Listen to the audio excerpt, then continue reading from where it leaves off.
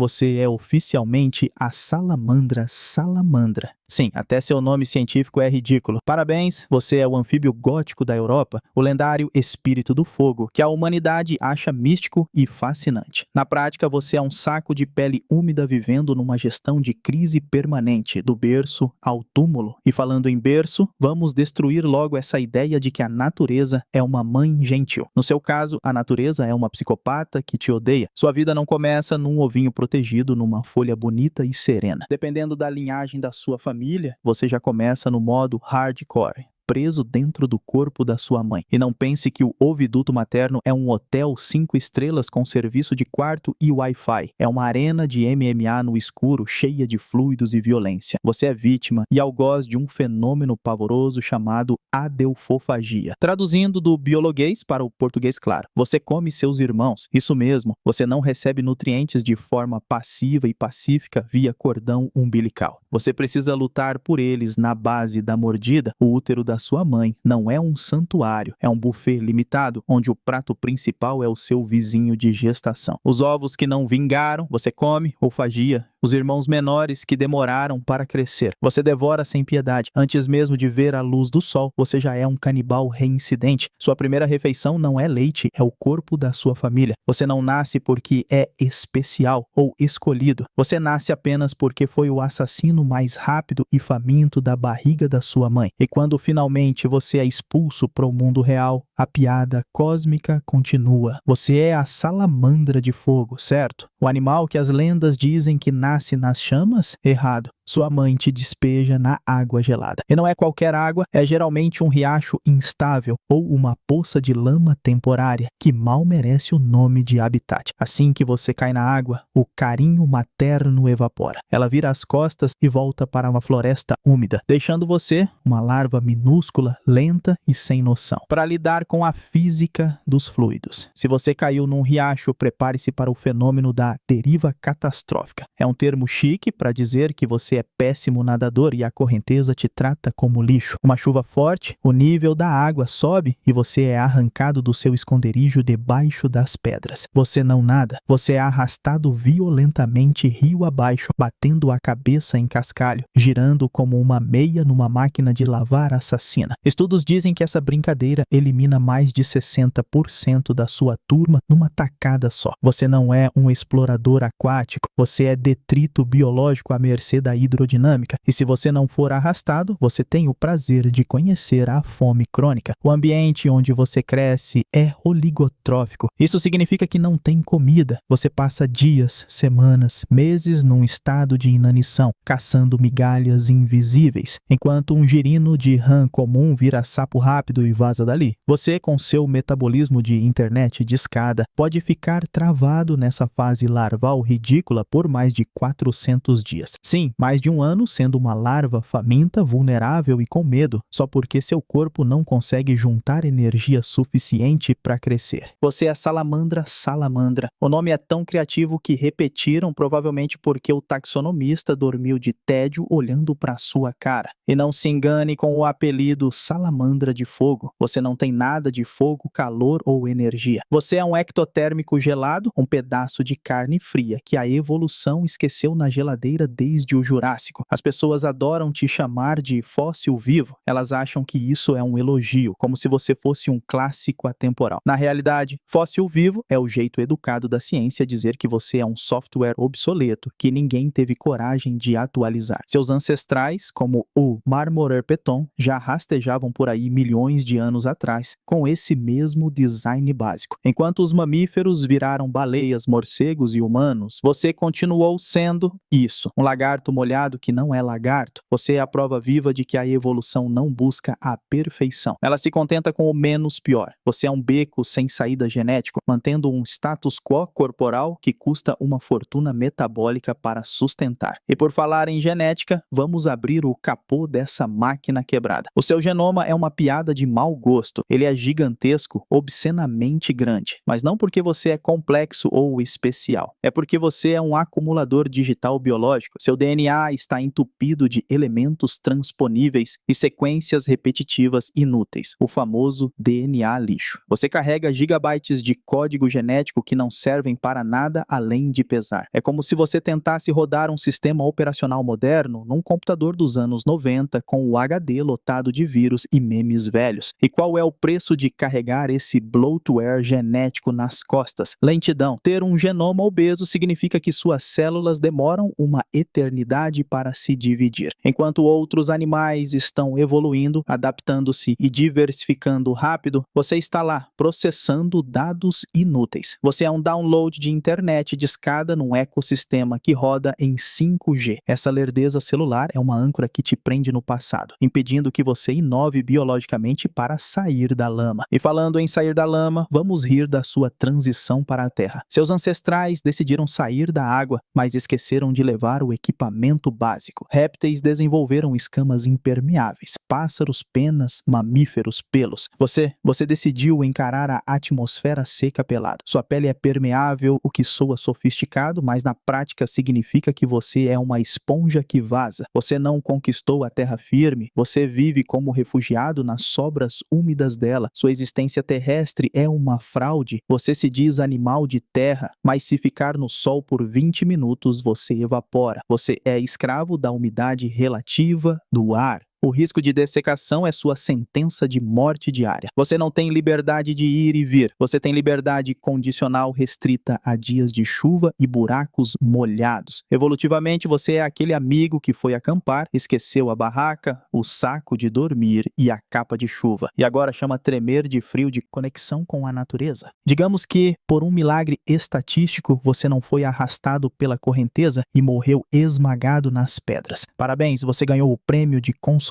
a estagnação dolorosa. Bem-vindo à plasticidade fenotípica. A ciência usa esse termo para dizer que seu corpo se adapta, mas no seu caso significa apenas que você tem a capacidade miserável de pausar a vida e sofrer por mais tempo. Se a poça onde você caiu tem pouca comida, e quase sempre tem, você não morre rápido. Você fica travado no modo larva. Enquanto uma criatura decente faria a metamorfose em 3 meses, você, com seu metabolismo de repartição pública, pode levar até 416 dias para virar adulto. Isso é mais de 1 ano vivendo como um girino glorificado, exposto a predadores, frio e, claro, à fome absoluta. Você é o Peter Pan da desnutrição. E o que acontece quando você tranca um monte de larvas famintas num espaço pequeno que está secando? A civilidade acaba. Você olha para o seu irmão ao lado e não vê família. Vê uma barra de proteína nadando. Começa a seleção de botes salva-vidas. Vocês começam a arrancar pedaços uns dos outros. É comum ver larvas sem cauda ou sem pernas, porque o vizinho decidiu fazer um lanche. Mas a piada cruel é a economia disso. Você gasta a pouca energia que tem para regenerar a perna que seu irmão comeu, só para ter ela comida de novo. É um esquema de pirâmide de miséria onde ninguém lucra e todo mundo sai mutilado. E não é só a fome ou o irmão canibal que te assombra, é o medo químico. Viver nessa zona de guerra larval inunda seu corpo minúsculo com corticosterona. Você não é um animal zen, você é uma bola de ansiedade aquática tendo um ataque de pânico bioquímico 24 horas por dia. E o estresse tem um preço alto, ele desliga seu sistema imune. Seu corpo, tentando economizar energia para não morrer de fome, demite os seguranças. O resultado? Você vira um open bar para fungos. Saprófitas, daqueles fungos que geralmente comem lixo morto, olham para você, ainda vivo, e pensam: bom o suficiente. Eles começam a digerir sua pele enquanto você ainda a está usando. Você não morre de fome, você morre porque foi colonizado por bolor, transformado numa placa de Petri ambulante antes mesmo de virar adulto. E se você sobreviver a tudo isso, chega o grande momento, a metamorfose. Esqueça a magia da Disney. Para você, é um colapso controlado. É um processo metabolicamente falimentar. Você precisa remodelar a boca, absorver as guelras e crescer pulmões. Tudo isso enquanto está fraco e faminto. É como tentar reformar a fundação de um prédio durante um terremoto. Muitos morrem aqui, exaustos no meio da transição. Nem girino, nem salamandra. Apenas um erro biológico abortado pela própria fisiologia. Aqueles que saem da água são os sobreviventes traumatizados de um massacre silencioso. Bem-vindo à vida adulta. Você sobreviveu à água, mas agora enfrenta um inimigo muito mais implacável. A física newtoniana. Sua locomoção terrestre é um desastre de engenharia. Enquanto mamíferos têm pernas embaixo do corpo para sustentar o peso como colunas eficientes, você manteve o design lagarto rebaixado, com as pernas saindo pelas laterais. Isso significa que para dar um passo você precisa fazer flexões de braço constantes enquanto arrasta a barriga no chão. O custo energético para você andar 1 metro é obsceno comparado a qualquer animal decente. Você não caminha, você paga um pedágio calórico extorsivo a cada centímetro. E para piorar, seu motor pifa rápido. Como seus pulmões são rudimentares, basicamente 2 sacos de lixo glorificados. Você depende da respiração pela pele. Mas a pele tem um limite de troca gasosa. Assim que você tenta correr de um predador ou brigar por um território, a demanda de oxigênio dos seus músculos explode e seu sistema respiratório entra em colapso. Você é obrigado a mudar para o metabolismo anaeróbico quase instantaneamente. O resultado? Acidose muscular imediata. Você é um atleta que fadigou nos primeiros 3 segundos de prova. Seu corpo se enche de ácido lático, seus músculos travam e você fica paralisado, ofegante, totalmente vulnerável. Sua esfera de atividade é ridícula. Você vive no limite da exaustão, incapaz de sustentar qualquer esforço físico que dure mais do que um vídeo curto de TikTok. Você é biologicamente incapaz de fugir por longas distâncias. Sua única estratégia é esperar que o predador se canse de te mastigar. E se você acha que o inverno é o seu descanso merecido, prepare-se para a decepção. Existe esse mito popular de que animais de sangue frio desligam no gelo e economizam bateria, acordando ricos e renovados na primavera. Mentira! Seu corpo é tão mal projetado que faz o contrário, a compensação metabólica inversa. Quando a temperatura cai para 3 graus, seu coração não desacelera para o modo econômico. Ele continua batendo a uma taxa 224% mais alta do que a física permitiria para um bicho normal. Você não está hibernando em paz. Você está queimando a mobília da casa para manter a lareira acesa. Você passa o inverno gastando suas reservas de gordura, aquelas que você demorou o ano todo para juntar com sua caça ineficiente, apenas para manter as funções vitais no mínimo aceitável. É como deixar o carro ligado na garagem por 3 meses. Quando a primavera chega, você não acorda disposto, você acorda em fome metabólica, emaciado, esquelético e desesperado. E o aquecimento global, ele é a cereja do bolo podre. Invernos mais curtos e quentes não ajudam você. Ele só mantém seu metabolismo acelerado por mais tempo, numa época em que não tem inseto para comer. Você acorda do inverno ainda mais magro, com menos energia para reproduzir e com o sistema imune no chão. Sua vida adulta é um ciclo vicioso de comer mal, correr pouco e gastar muito, operando sempre no vermelho da conta bancária energética. Se você acha que a sua vida é ruim, espere até tentar namorar. A reprodução na sua espécie não é um encontro romântico ao luar, é uma mistura de burocracia ineficiente e violência doméstica. Vamos começar pelos machos. Você não faz sexo do jeito simples e divertido. Você precisa fabricar espermatóforos. Pense neles como cestas básicas de esperma complexas com uma base gelatinosa e uma cápsula de proteína no topo. Produzir isso custa uma fortuna em energia. É como se para cada encontro você tivesse que construir um carro à mão para dar de presente. E o que acontece com esse investimento caríssimo? Ele vai para o lixo. A transferência é patética. Você deposita o espermatóforo no chão e torce para a fêmea recolher com a cloaca. Na maioria das vezes, ela ignora, não vê, ou você é interrompido por um rival. Cada espermatóforo desperdiçado é energia vital que você jogou fora e que vai te fazer falta no inverno. Você é um investidor que só tem prejuízo e quando a diplomacia falha, entra a violência. Machos de salamandra são hooligans territoriais. Vocês não duelam com honra, vocês brigam sujo. O alvo principal, o focinho e a cauda. Morder o focinho do rival serve para destruir os sulcos nasolabiais, arrancando o olfato dele. Você cega o oponente quimicamente, condenando-o a morrer de fome porque ele não consegue mais cheirar comida. Morder a cauda serve para fazê-lo perder a cauda, autotomia. Como a cauda é onde ele guarda a gordura, você basicamente rouba a conta poupança do cara, deixando-o falido e incapaz de sobreviver. Agora, se você teve a má sorte de nascer fêmea, a situação é ainda mais degradante. Esqueça o consentimento ou a escolha do parceiro ideal. A sua realidade é a coerção sexual. Os machos não te conquistam, eles te cercam e te assediam até você ceder por exaustão. É uma estratégia de punição. Eles ficam te perseguindo, mordendo e bloqueando o seu caminho até que aceitar o espermatóforo seja a única maneira de você conseguir voltar a comer em paz. E o preço da gravidez?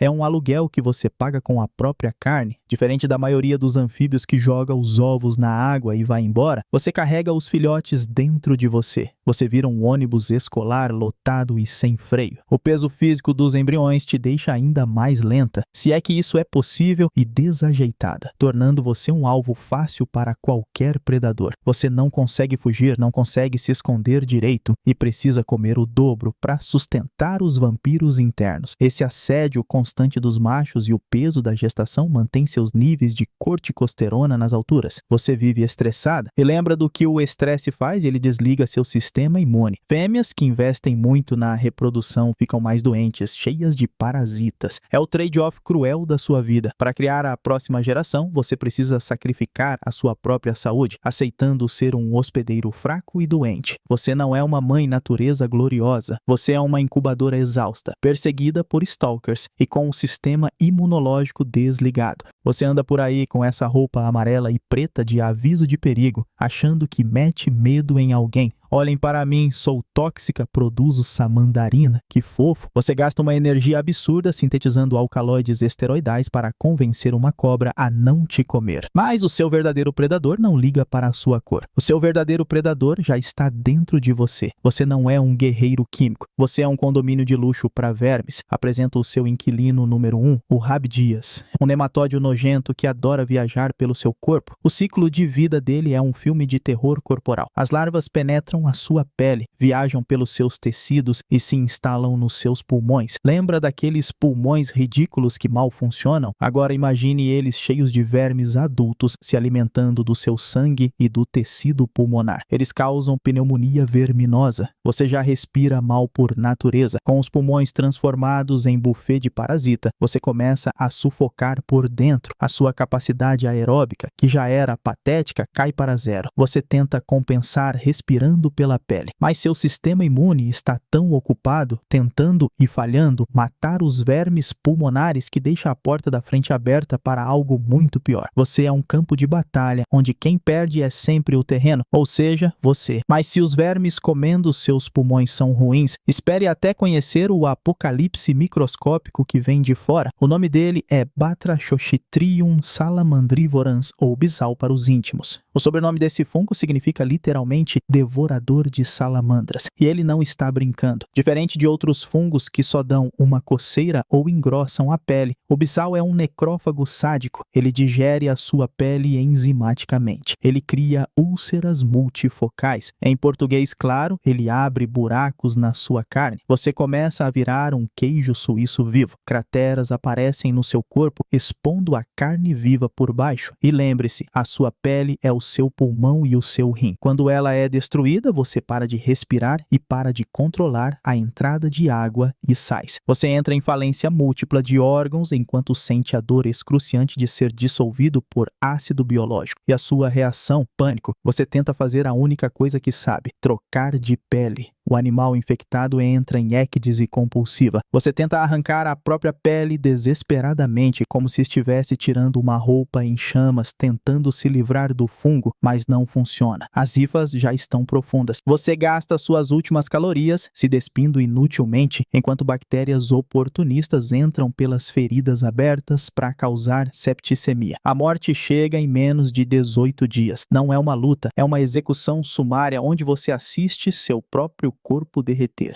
A velhice. Se você chegou até aqui, parabéns, você é um covarde de sucesso. A ciência diz que salamandras e seus primos têm senescência negligenciável. Isso faz os humanos acharem que você tem o segredo da juventude eterna, uma espécie de Highlander dos anfíbios. Que piada. A verdade é bem menos glamourosa. Você não vive muito porque é saudável ou vigoroso. Você vive muito porque sua vida é tão entediante e parada que seu corpo demora para perceber que já deveria ter morrido. Sua longevidade verdade, é fruto de um metabolismo basal que opera em modo de economia de bateria permanente. Você passa a maior parte da sua existência escondido em buracos em torpor, fazendo absolutamente nada. Viver muito, no seu caso, significa viver pouco em intensidade. É uma persistência letárgica. Você é um zumbi em câmera lenta que se recusa a decompor. E vamos destruir o mito do seu superpoder, a regeneração. Uau, ela cresce o braço de volta? Sim, mas você já parou para pensar por que a evolução te deu essa ferramenta caríssima? Porque perder membros é a rotina da sua vida miserável. Você não é o Deadpool, você é um boneco de testes de colisão que se remenda com fita crepe biológica. Regenerar um braço custa uma fortuna calórica. Enquanto você reconstrói ossos e nervos, você fica funcionalmente deficiente. Você manca, caça mal e foge pior ainda. Cada membro novo não é um triunfo, é um recibo de que você falhou em se defender e foi mutilado. E não se engane, a regeneração não é perfeita. Você não ganha um membro novo de fábrica, muitas vezes você ganha uma gambiarra biológica. Dedos fundidos, membros tortos, ossos mais fracos. Um animal velho não é um sábio da floresta, é um museu de cicatrizes e remendos mal feitos. Você é um arquivo vivo de todas as vezes que o mundo tentou te matar e quase conseguiu. Além disso, viver décadas significa acumular danos invisíveis. Senescência negligenciável não significa imortalidade celular. Seu DNA vai acumulando erros, suas proteínas oxidam. Lembra daquele coração acelerado no inverno? Aquilo gera estresse oxidativo. Você está enferrujando por dentro, seus rins falham, sua visão, já péssima, piora. Você se torna um alvo ainda mais fácil para aqueles machos agressivos que querem morder seu focinho. No fim, a sua velhice é apenas a extensão da sua miséria. Você passa 20, 30, às vezes 50 anos rastejando na lama, fugindo de fungos, sendo assediada sexualmente e queimando energia para reconstruir pernas arrancadas. Você não acumula experiências, você acumula traumas e parasitas. Ser uma salamandra idosa é ser um sobrevivente que esqueceu de morrer, arrastando um corpo que é basicamente um projeto de faça você mesmo biológico que deu errado, esperando a próxima infecção ou a próxima boca faminta que finalmente vai te aposentar. Antes de falarmos do seu fim trágico,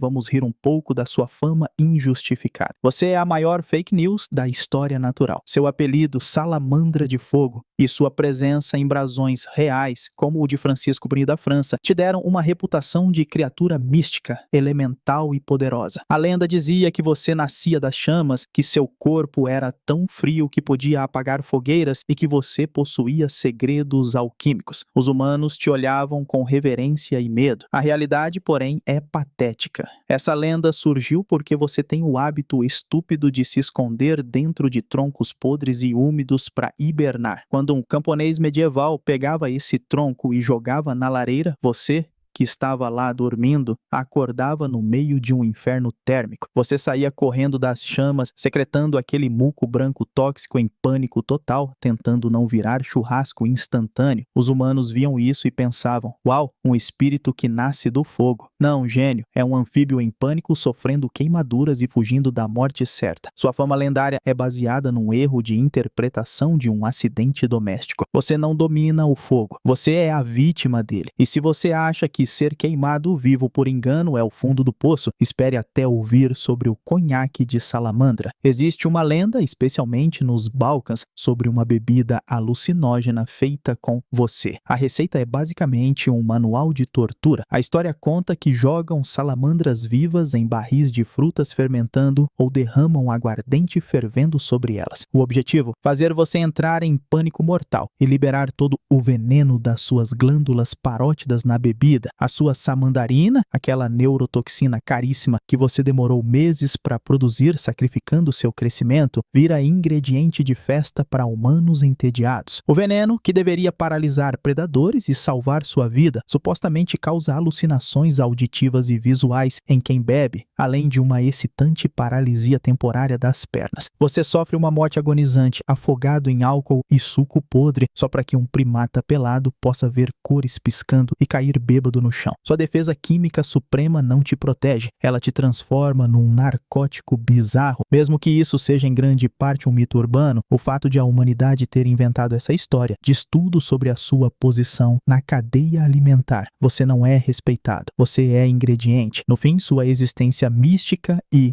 alquímica se resume a ser, na melhor das hipóteses, um erro de lareira e, na pior, um boa noite Cinderela, anfíbio num drink proibido que tem gosto de muco e sofrimento. Você sobreviveu ao canibalismo uterino, escapou da deriva catastrófica, não foi dissolvido pelo fungo bissau e nem virou drink de camponês. Você se acha um vencedor, né? Um sobrevivente nato. Errado. O seu prêmio final é o pneu de um Fiat Uno numa noite chuvosa de terça-feira. Bem-vindo ao Antropoceno, onde a sua evolução de milhões de anos é cancelada por uma camada de asfalto e borracha vulcanizada. Sua biologia te obriga a migrar. Você precisa sair da floresta e ir para a água para parir ou acasalar. É um imperativo genético. O problema é que nós, humanos, adoramos passar estradas exatamente no meio do seu caminho. E você, com sua velocidade máxima de pedra se movendo, decide atravessar a rodovia. Para você, é uma maratona. Para o motorista, você é um borrão preto e amarelo que nem merece uma freada. A mortalidade nas estradas, roadkill, não é seleção natural. A seleção natural mata os fracos e os lerdos. A estrada mata todo mundo, mas tem uma preferência cruel pelas fêmeas grávidas. Elas são mais lentas, mais pesadas e precisam migrar mais. O carro não está apenas matando você, ele está esmagando a próxima geração inteira, transformando o futuro da espécie numa mancha úmida no asfalto. É uma ceifa mecânica aleatória. Você não morre porque falhou como organismo. Você morre porque sua biologia não previu a invenção da roda. E se você tiver a sorte incrível de não ser atropelada, parabéns. Você está presa. A estrada não é só um matadouro, é um muro. As populações que sobram ficam isoladas em ilhas genéticas. Você não consegue cruzar para o outro lado para encontrar novos parceiros. Você é forçado a cruzar com seus parentes próximos. O resultado? Depressão endogâmica. Seus filhotes começam a nascer com dedos a mais, membros tortos e sistema imune de papel. Você sobreviveu à estrada apenas para ver sua linhagem definhar em incesto genético forçado. Além disso, a urbanização transformou seus riachos sagrados em canais de concreto. A água corre mais rápido, não tem pedras para esconderijo e a temperatura sobe. O berçário virou um tobogã da morte, onde nenhuma larva consegue se segurar. Você continua voltando lá por instinto, depositando seus filhos num sistema de drenagem pluvial que os levará direto para o esgoto. Afinal de contas, por que é terrível nascer como a salamandra salamandra? Porque você é a definição biológica de sofrimento persistente. Você é um canibal uterino que nasce para passar fome, vive com medo químico constante, tem o corpo comido por fungos enquanto ainda está vivo e gasta uma energia que não tem para regenerar membros que não deveriam ter sido arrancados. Você não é um espírito do fogo imortal. Você é uma pilha de cicatrizes úmidas, lutando uma guerra perdida contra patógenos, predadores e pneus, apenas para ter o privilégio duvidoso de sofrer por mais um dia.